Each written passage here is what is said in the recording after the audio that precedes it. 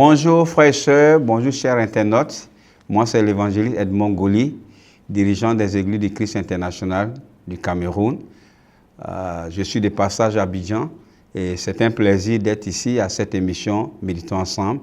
Donc ce matin, nous allons méditer ensemble effectivement la parole de Dieu. Baissons la tête et je vais confier ce temps à Dieu. Seigneur, je voulais te dire infiniment merci pour ce moment d'écoute de ta parole. Je prie que tu disposes nos cœurs et que la gloire puisse te revenir. Au nom de Jésus, j'ai prié. Amen. Alors donc, ce matin, nous allons méditer dans Jean chapitre 8 au verset 30, les versets 30 et 32. Donc, je vais lire rapidement ce passage.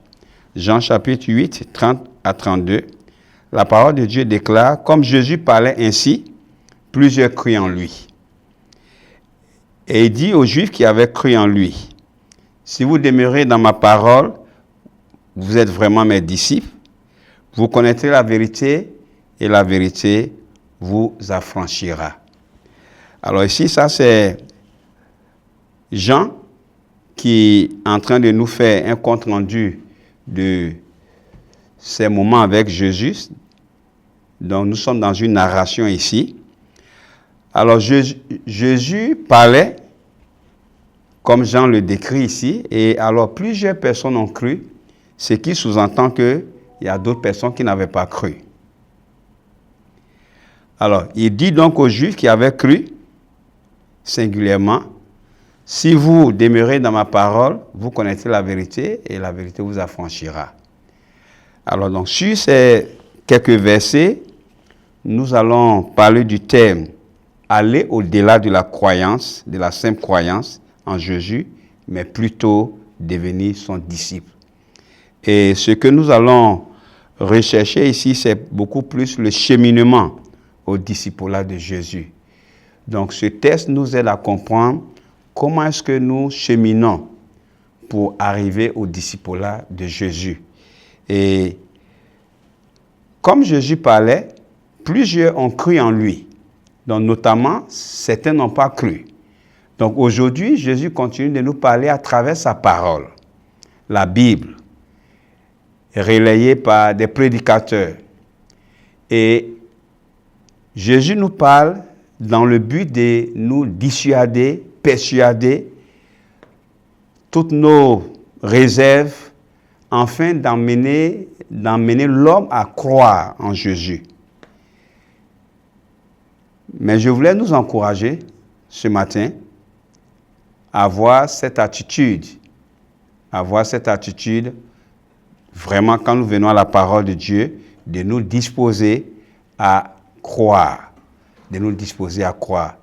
La parole de Dieu est l'instrument dont Dieu se sert pour pouvoir nous amener à dissiper nos doutes, nos inquiétudes, nos appréhensions, afin de croire. Donc, je voulais nous encourager à avoir une attitude humble vis-à-vis de cette parole, afin de pouvoir croire chaque fois qu'elle nous est adressée. Alors ici, on voit déjà au premier verset, ici au verset 30, qu'il y a deux types.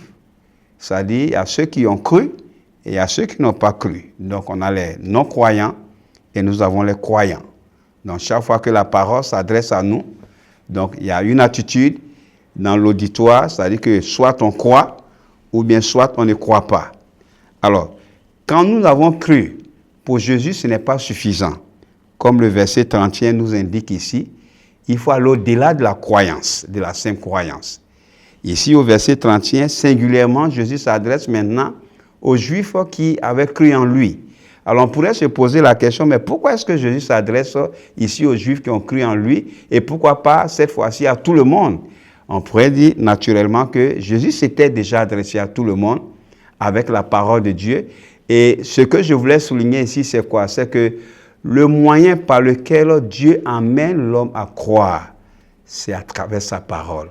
Et comme Paul pouvait le souligner en Romains chapitre 1, verset 16, la parole de Dieu est la puissance dont Dieu se sert pour sauver les hommes, premièrement les Juifs et les non-Juifs. Donc, la Bible, la parole de Dieu reste l'instrument de prédilection de Dieu pour nous emmener à croire en Jésus.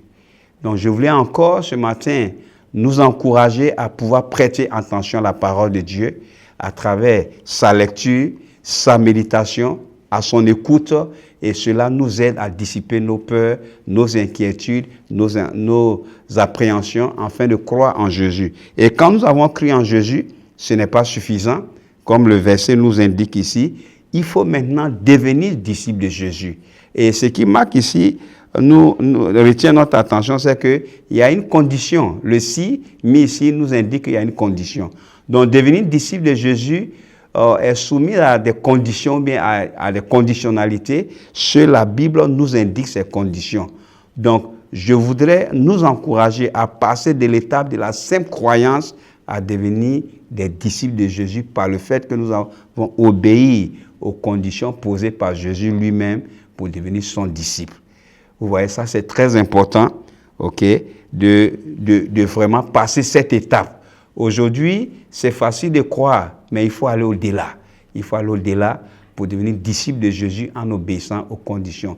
Donc, une question qu'on pourrait se poser, c'est est-ce que j'ai rempli les conditions pour devenir disciple de Jésus? Est-ce que j'ai rempli les conditions pour devenir disciple de Jésus? Non. Quelles sont les conditions que je devrais remplir pour devenir disciple de Jésus? Et la parole de Dieu est là pour nous indiquer ces conditions-là. Donc, ça, nous pourrons prendre un autre temps pour pouvoir mieux comprendre quelles sont les conditions pour pouvoir devenir les disciples de Jésus-Christ. Maintenant, une fois que nous sommes devenus disciples de Jésus, il faut demeurer. Il faut demeurer dans le disciple-là. Il faut vivre selon un disciple de Jésus et il ne faut pas abandonner. Donc, mon encouragement ce matin, c'est le cheminement pour être disciple. Vous voyez, nous voyons ici, il y a 3 étapes. Ok? On est non-croyant. Jésus nous parle. Nous devenons croyants. Et ce n'est pas suffisant.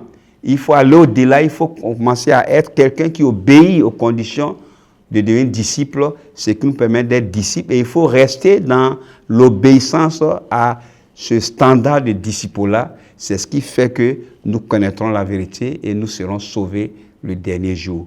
Donc ce matin, ce fut un plaisir pour moi de partager avec nous, d'aller au-delà de la simple croyance en Jésus, mais plutôt de devenir son disciple.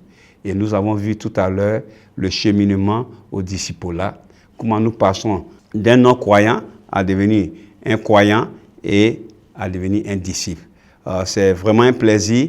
Merci encore une fois. C'était l'évangéliste Edmond Goli, n'est pas de l'Église du Christ du Cameroun.